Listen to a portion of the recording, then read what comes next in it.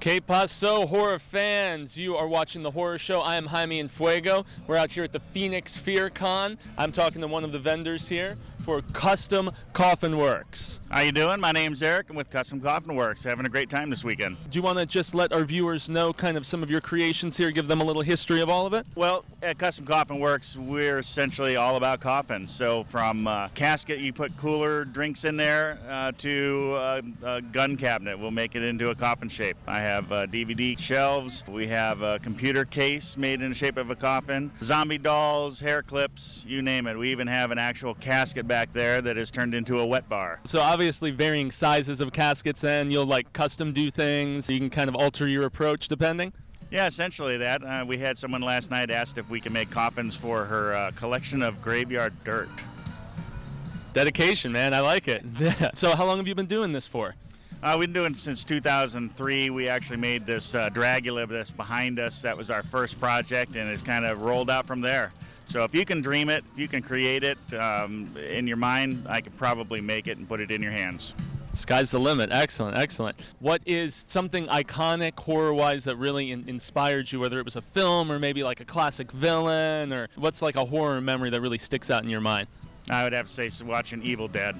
That movie there, it goes across all genres. So everyone who likes horror, there's something in it for everyone in that one. So do you prefer the original compared to the sillier Evil Dead 2 and Army of Darkness, how they altered the approach a little bit, less scary? I think what they did is they kind of, it evolved, and I really like, there's not a single one I don't like. I like how it evolved into something silly. You're like, what can we possibly do now? Let's split them in two. Let's split them in five. And it was really good. What were your thoughts on the remake? It was good. I just hope that they don't go down the same path with Evil Dead 2 and whatever else they come up with, but I liked it. Excellent. What is a website or Facebook page, somewhere where we can direct our viewers to check out your stuff? Sure, it's CustomCoffinWorks.com. We're also on Facebook under Custom Coffin Works, and hopefully in the very near future we're going to have our own show on Spike TV called The Casketeer. Excellent. So stay tuned for that, and stay tuned for more from The Horror Show. We give a grande gracias once more, and thanks so much, man, for chatting with us. All right, rock on. Thanks. Excellent. Greetings, everyone. We are being joined by the purveyor of the Dark Goddess Creations. How are you doing, girl? I'm doing great. How are you? Excellent. Introduce yourself to our horrific audiences, if you don't mind. Yes, I'm Serena Aga, artist and owner of Dark Goddess Creations, aka The Dark Goddess. So do you want to give us a little insight about your creative process here, what you like to put together? I love to put together any kind of recycled metals, jewelries, and pull together and make new creations out of them. Plus, I like to recreate old world ideas and styles, but with a new world flair. Bringing back the corsets, but maybe put a little bit of torn leather pants with it, and just kind of fun stuff, trying to be original. Excellent. Well, you know, horror is notorious for, taking older ideas and remaking them, respinning them, which is cool, though. I love it. I love horror because it brings out the imagination, and then it allows you to adventure into your dark side. Another way of expressing ourselves, because everyone's got the dark side. We do, and, some embrace it more so than others, but it's... Exactly. I mean, I'm the dark goddess, so I have to. Indeed. So how long has this been a passion of yours? How long have you been doing it for? I've been doing it for about 5 years. I actually started more in the fantasy world. I was making elaborate professional dancers' costumes, making fairy wings. And it just kind of morphed into so much more after that. And I eventually quit my regular job, and this is my full-time job. Living the dream. That is what's up. Excellent. I'm the man. If you can avoid him, do it all you can. Exactly. I love it. Excellent. So we always pose the question of something horrific, whether a film, a book, whatever it may be, a piece of art that really inspired you. What comes to mind? Ooh, I would have to say it's not so horrific, but Labyrinth was one of the very first ones when I was a child.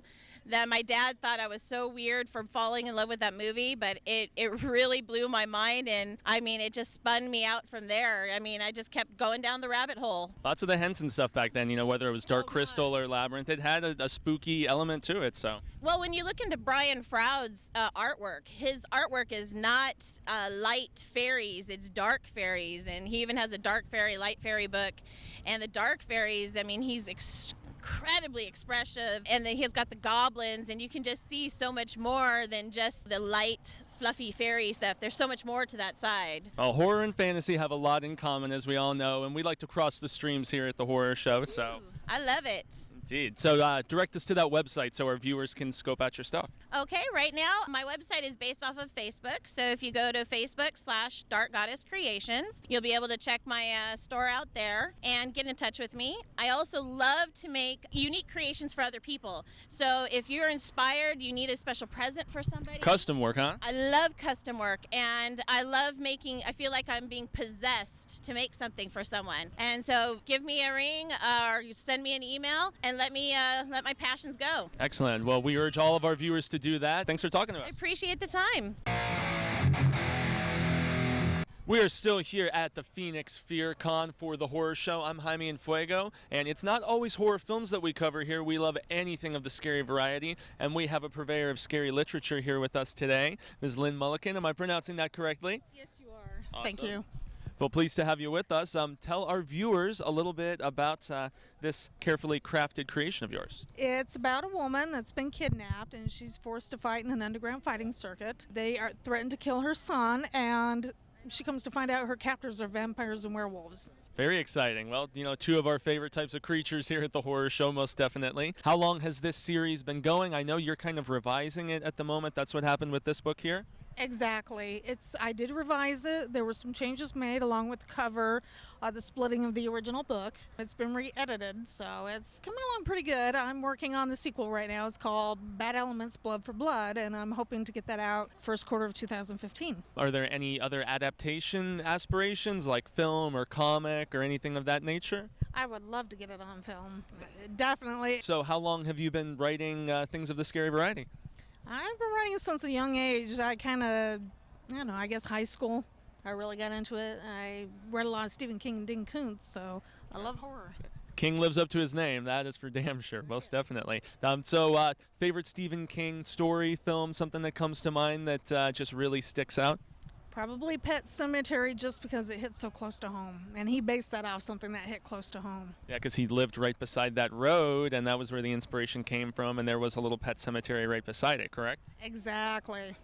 That's some of the best places to derive your inspiration is from real things that you've experienced. So basically horrors of the heart. Exactly right. So point our viewers to somewhere where they can get some more information about your literature. They can go to Amazon.com or they can go to Lynn Mulliken on Facebook. I have a page and I also have my personal page on there. Excellent. Well, we extend the grande gracias for you speaking to us today. Thank you so very much. And until next time, stay scared.